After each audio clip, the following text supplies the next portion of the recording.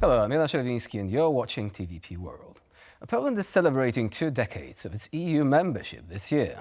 For the Polish economy, this has been a truly transformative experience, allowing many businesses to flourish on the European market. Yet, despite the obvious benefits of the European project, the discussion about its flaws will not just go away. Can a level-headed discussion of the EU's economic benefits trump emotional arguments advanced by the skeptics? Where would Poland be if it hadn't been for its decision to join the bloc? We'll be seeking answers to all these questions and more with our special guest today, Jacek Rostowski, Poland's former Minister of Finance. Hello and welcome to TVP World. Hello, it's lovely to be with you. So let's begin with a hypothetical scenario. Poland doesn't join the European Union and remains on the periphery of the bloc.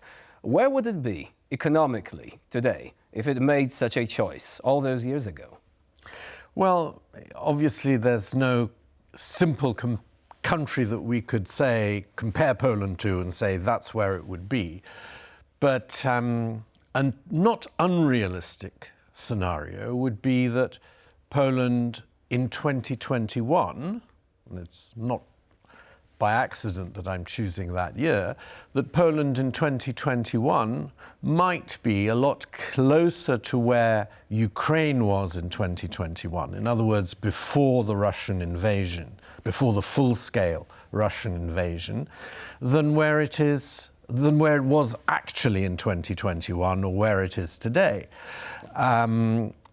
It's true that Poland had an early transition from communism that was better than Ukraine's, but there were so many things that happened afterwards that I think would have meant that Poland would have been far closer to where Ukraine was then, and that would mean about a third of the income that it had in 2021. Ukraine was actually ahead of Poland in 1990, before the fall of communism. And I think that's not an unreasonable assumption to make. In other words, the huge progress that Poland has made, its income per capita has tripled since the fall of communism and increased dramatically even since, well, particularly since entry into the EU. I mean, when Poland joined in 2004, its income per capita on what's called purchasing power parity, in other words, even allowing for the fact that many prices are lower in poorer countries, its income per capita at purchasing power parity was about half of the EU average. It's now over 80% of the EU average. That's a substantial difference, isn't it? That's a substantial difference. That's without even considering the geopolitical implications of this choice. But when looking at the statistics now, when thinking about the support for the European Union, in Poland it remains very high indeed, especially compared to some other countries. However, recently, according to a poll that was carried out just, I believe, a few days ago, we have received the lowest support since 2013. So it stands at 77, which is formidable. But in 2022, it was 92%. What do you think, what happened to these 15%? Because it's quite a substantial change there. Do you think that these were economic arguments, or was it rather a question of how the ongoing debate was actually going during that period that made some people question the benefits of joining the European Union? I think there are two things. One is economic, but very specifically limited to agriculture, and that's the result of these problems with imports of Ukrainian foodstuffs. The EU decided, and very understandably, quite correctly, to open the single agricultural market to Ukrainian products at the beginning of the war. Ukraine needed all the help it could at the very beginning. What then happened was that the government that was then in power didn't actually undertake the kind of measures that were necessary to make sure that those Ukrainian food imports when sold in Poland, would be sold on terms that were equal to the terms on which Polish agricultural products were sold. So Ukraine not only was given access to the market, but because of the lack of controls, especially food health safety and a number of others, was actually, Ukrainian imports were actually pushed out Polish agricultural products to some extent. So why do you think it wasn't foreseen? If I just might, I think that's probably an important area that generated a degree of skepticism, not necessarily hostility, but skepticism, worry. Well, should the government have foreseen this? Because it was something that was, they could have seen it coming, right? Do you think it was just the calculation ahead of the elections? Was it the question of not being a very good team player within the European Union? Because this is something that's often being advanced by the opponents of that particular government, that they did have a couple of ideas they wanted to advance, but when it comes to negotiating with other partners, this didn't really always work as intended. It wasn't my government, and it was a government that I had quite a bad view of. I think generally it was. The basic problem was a problem of very considerable incompetence. One of the things that was supposed to be done was to ensure rapid transit of Ukrainian grain to Polish ports, from which that Polish grain was supposed to be exported to Africa and the Middle East. The infrastructure was never built. But coming back to your original, I think this was incompetence. This was not ill will, but it was a very severe degree of incompetence. The result of that is that, and we can see the degree of incompetence if we compare how Poland coped with this issue of Ukrainian food with the way Romania did. Romania, which dealt with this problem much more efficiently. Well, they can actually profit from that right now. Coming back to the European Union issue, though, because you've mentioned that the question of agriculture, and indeed this poll indicates that questions of the environment, questions of farming policy, now they are viewed as the least beneficial. Now the most beneficial are the economy, the Schengen zone, obviously, free movement of capital, and security. But they also mention one thing among the perceived disadvantages of the European Union, among those who say that the European Union is bad for some reason, the loss of control. Do you think that this argument is particularly hazardous? Because obviously when we go back to the Brexit, this was the narrative, regain control. And regain control they did, but was it a good thing? Well, it's very dubious whether they regained any control, because net migration in 2016, which was the year of the referendum and the year in which net migration from the EU was highest into Britain,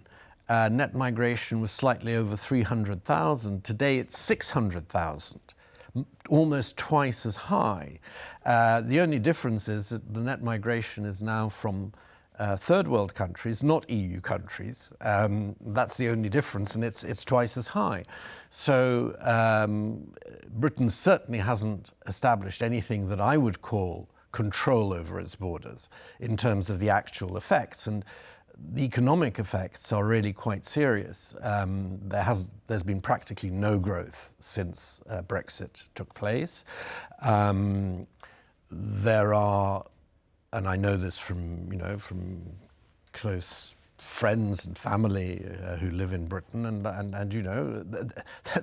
there's lots of shortages of medicines, all sorts. People go into the chemists and they ask for a medicine. I'm sorry, it's out. We don't have it. Maybe we'll have trade it barriers and all that. Yeah, it's a result of trade barriers. It's partly a result of something that's happened throughout the world, which has been the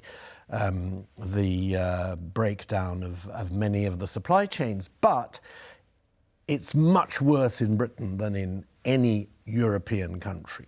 Would you say that this is an underappreciated aspect of the European Union, really? Because some opponents of the EU, in Poland and other countries, they say, look, what if we become a net contributor. Is it still worth it? But they forget about the European single market. Now, how important is it really? Because sometimes we just focus on the subsidies. But the European single market seems to be like, the main growth driver that some people simply forget about. Well, two things. First of all, it's going to be a while before Poland becomes a net contributor. To become a net contributor, you need to exceed the average income in the EU, right? And of course, when Ukraine joins, there's a chance that Poland will reach that highly desirable state faster than it otherwise would. But Ukraine is not going to join for a while yet. And exceeding the average EU income is going to still take quite a bit of time. And even then, it's not automatic. It's not that you switch immediately. It's not that all the money goes to the countries that are below, and that there aren't any countries above the EU average that are net beneficiaries. So this is still quite a road ahead. But you're right, the massive gain from being in the EU is access to this huge European market. Poland exports almost 50% of its GDP. Polish exports are almost 50% of its GDP, and 70% or more of that goes to the European Union. If that number were to begin to fall, and it almost certainly would, I think there can be no doubt if Poland were to leave the EU, the results would be very far-reaching. We could expect a long period of stagnation.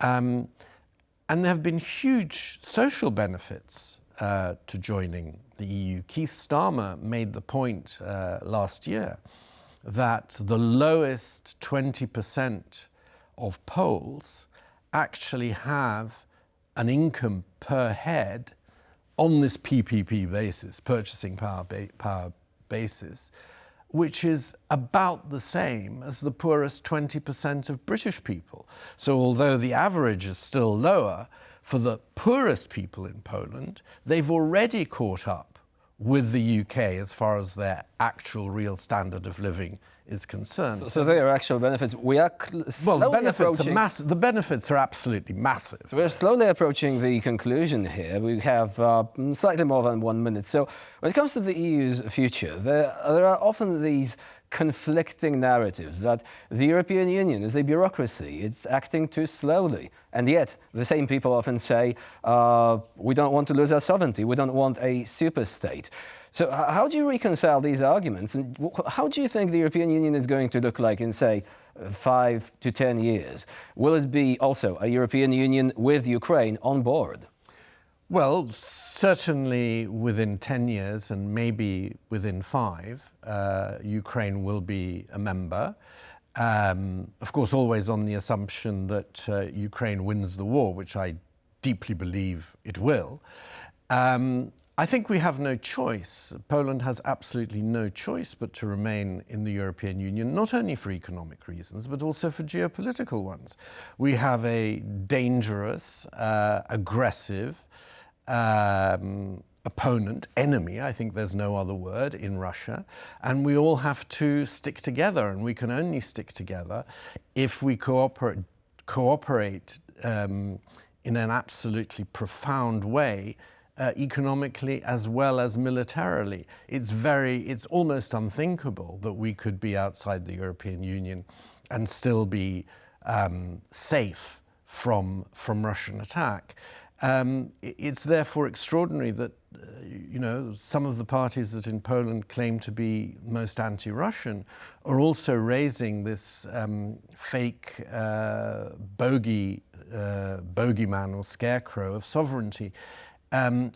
Any alliance, any confederation, any union requires the merging of some of your sovereignty for you to get influence and power over the decisions of your partners. Should there be majority voting then? Sorry? Majority voting, is that... Well, there is majority voting in the vast majority. Should it be extended, basically?